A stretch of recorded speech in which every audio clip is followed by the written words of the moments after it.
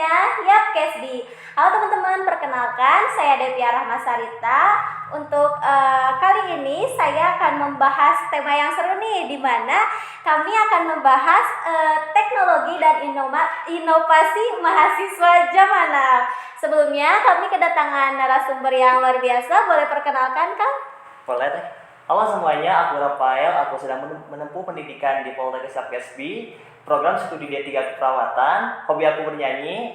Kalian boleh panggil aku Ojak, Abang ataupun El. Terima kasih. Halo Bang Ojak. Bang Ojak ya panggilannya. Ya.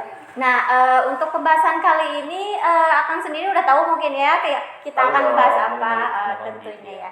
Nah, untuk lanjut aja kita langsung ke pertanyaannya ya. Boleh. Untuk pembahasan kali ini kita boleh gak sih tahu bagaimana perkembangan teknologi mempengaruhi cara belajar mahasiswa di era digital ini? Perkembangan teknologi, mungkin kita bisa lihat sendiri ya Teh. Untuk perkembangan teknologi itu dari zaman dulu dan sekarang. Nah, zaman dulu kan kita kayak belajar juga kan, kayak nulis gitu, terus harus sekolah gitu kan. Sekarang bisa diakses melalui online gitu Teh, kayak bisa Zoom contohnya. Terus kita juga perkembangannya sangat signifikan gitu Teh. Untuk perkembangan teknologi zaman sekarang. Apalagi sekarang kita ngalamin sendiri ya, Iya, pasti. Zoom gitu ya. Efektif gak sih? Kalau menurut menurut saya Akang? sih 50-50 ya Teh. Efektif dan enggaknya. Soalnya terkadang kalau Zoom itu kan banyak sekali gitu dalam kesalahan teknisnya seperti itu Teh. Kadang kan Zoom bisa dimatiin juga kameranya, ada yang tidur Iya. gimana gitu kan, bener Iya, gak benar, sih? Teh. Iya. Nah, untuk di sini apa sih menurut Akang platform yang paling sering digunakan oleh mahasiswa untuk mendukung proses belajar mengajarnya? Kalau saya sendiri biasanya menggunakan Google. Kalau sekarang mungkin Google ya Teh ya? Ada. Ya, Google biasanya. Terus ada gak aplikasi lain gitu atau apa gitu yang mungkin lebih canggihnya dari Ya, Google? sekarang ada AI, ada Wah. Meta ChatGPT juga, mahasiswa pada tahu pasti. Iya ya. Iya. Sekarang mah lebih canggih banget, Canggih apalagi banget. nyari kayak judul-judul gitu Iya ya. gitu. Oke. Berarti untuk sejauh mana sih mahasiswa mengendalikan teknologi dalam menyelesaikan tugas mereka? Itu kembali lagi ke diri mereka sendiri tentunya. Terus menurut Akang sendiri kalau misalkan ngerjain tugas gimana? Kalau saya nih tergantung Teh ya.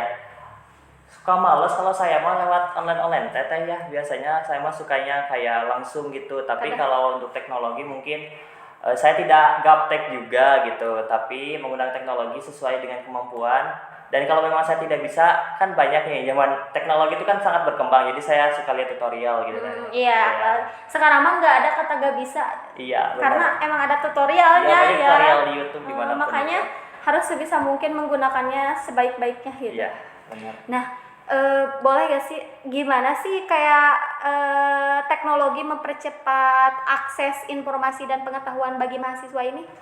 Nah, mahasiswa sekarang tuh pada pinter ya Teh ya, apalagi Gen Z itu biasanya kalau mereka gak bisa atau ya pokoknya kalau mereka gak bisa tuh suka langsung akses gitu, misalkan ke Google. Kalau kan Google pinter ya, lebih pinter dari kita nih. Jadi hal-hal yang kita tidak tahu juga Google mah pasti tahu gitu. Seperti itu.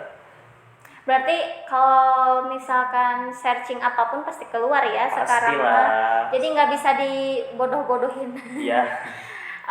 Di sini Akang sendiri termasuk anak zaman now ya? Enggak. Iya, aku kelahiran 2005. Wah, berarti lebih muda dari saya. Nah, di sini apa sih tantangan terbesar yang dihadapi mahasiswa untuk gimana ya memanfaatkan teknologi untuk keperluan akademiknya? Nah, tantangan tentunya sangat banyak ya Teh, terutama dalam kita memakai teknologi itu biasanya kebanyakan orang menggunakan teknologi itu ke dalam hal yang negatif. Kan sekarang banyak kasus ya kayak judol gitu Teh, pinjol. Itu kan sangat disayangkan gitu. Mahasiswa banyak ya kasusnya mahasiswa yang seperti itu. Iya, mahasiswa menggunakan judol dan pinjol.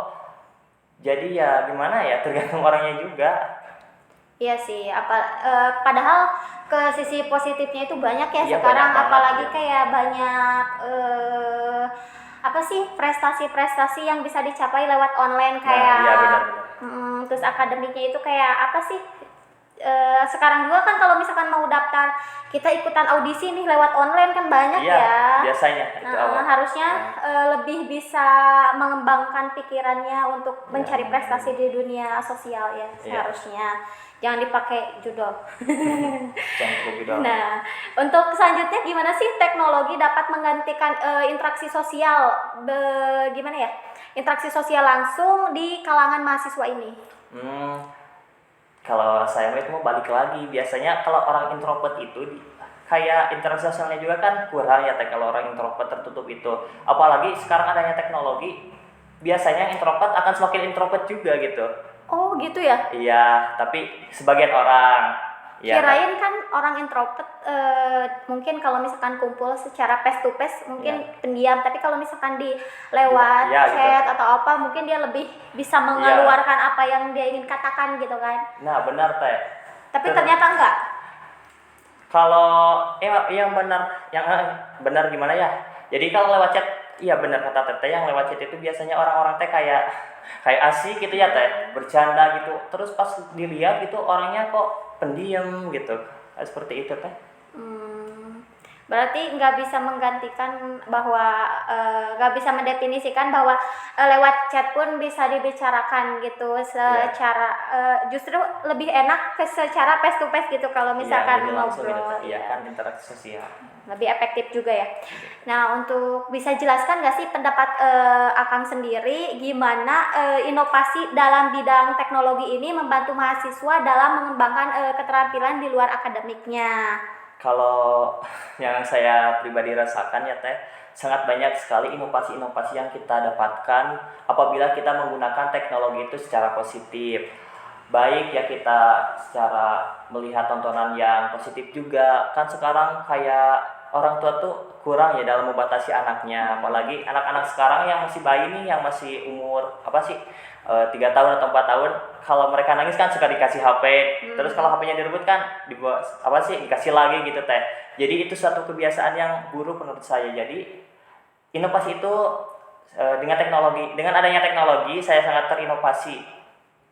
Baik, dan juga bisa kalau misalkan anak-anak yang di usia 3, pokoknya yang udah bisa menengah, yang udah bisa memahami gitu, lebih baik dikasih tontonan yang sewajarnya dan pembelajaran juga buat mereka ke depannya mungkin lebih baik kayak gitu ya untuk para calon ibu-ibu dan untuk ibu-ibu di luar sana, titip anak-anaknya dikasih tontonan yang terbaik dan yang lebih baik untuk masa depannya seperti itu. Nah, di sini juga seberapa pentingkah sih kemampuan mahasiswa dalam beradaptasi dengan teknologi baru untuk sukses di dunia kerja? Sangat penting lah teh, karena itu merupakan tuntutan zaman juga. Jadi kita tuh harus berkembang sesuai zaman kita gitu teh. Jangan sampai kita terisolir, jangan sampai kita jadi orang-orang yang tertinggal gitu teh. Jadi jangan gaptek gitu teman-teman. Kalau nggak bisa kan banyak tutorial sekarang. Iya, sekarang mah jangan nggak bisa dah, jadi nggak mau belajar. Sekarang banyak tutorialnya. Jadi diusahakan harus lebih pintar-pintar sendirilah. Sekarang mah banyak orang yang cerita juga ya bahwa ngapain sekolah, sekarang mah udah serba ada kan di teknologi. Tapi kita emang serba ada ya, cuman harus bisa membimbing juga, mempertimbangkan juga, apalagi dunia keperawatan ya, nggak hanya di sosial media, jadi harus secara langsung gitu ya. Nah, untuk pertanyaan terakhir nih, gimana sih dampak positif dan negatif dari penggunaan teknologi yang berlebihan bagi kesejahteraan mental mahasiswa ini? Mau yang positif apa negatif dulu nih? Boleh, yang mana aja? Mungkin ke negatifnya aja. Kalau negatif dulu. Kalau negatifnya, mahasiswa itu tidak bisa menggunakan teknologi secara baik. Contohnya seperti mengakses link-link yang memang tidak diperbolehkan. Kayak gimana tuh? Pada tahu lah gitu ya. Iya. Pasti banyak mahasiswa seperti itu. Terus yang kedua, pinjol judul itu juga suatu permasalahan yang sekarang negara kita sedang hadapi ya. Rame banget. Iya gitu. Untuk positifnya kita lebih mudah mengakses informasi-informasi yang memang kita belum ketahui juga gitu, seperti itu. Yang saya rasakan itu teh. Baik. Untuk kali ini mungkin cukup sekian ya untuk pembahasannya. Mudah-mudahan bisa dipahami dan bisa dimengerti juga. Untuk pertanyaan selanjutnya, apakah teman-teman ada yang ingin ditanyakan, boleh melalui komentar ya. Mungkin hanya itu yang bisa kami sampaikan. Kurang dan lebihnya mohon dimaaf. Wassalamualaikum warahmatullahi wabarakatuh. Terima kasih banyak.